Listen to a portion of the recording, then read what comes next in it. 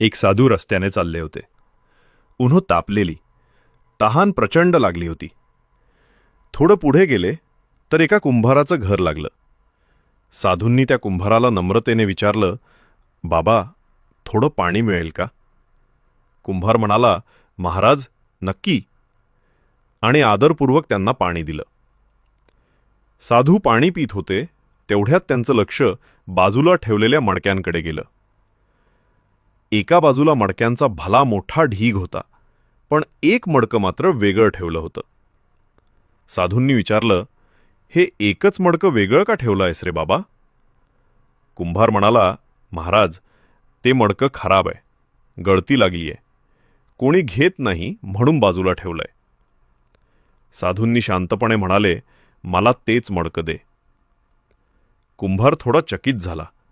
महाराज, तुम्हाला हवं असेल तर चांगलं मडकं घेऊन जाना, फुटकं मडकं नेऊन काय फायदा? पण साधूंनी ठामपणे सांगितलं, देणार असशील तर हेच दे, नाहीतर काही नाही. नाईलाजाने कुंभाराने ते फुटकं मडकं साधूंना दिलं. साधूंनी ते मडकं स्वच्छ धुतलं आणि आपल्या मंदिरातील शिवलिंगावर बांधून ठेवलं.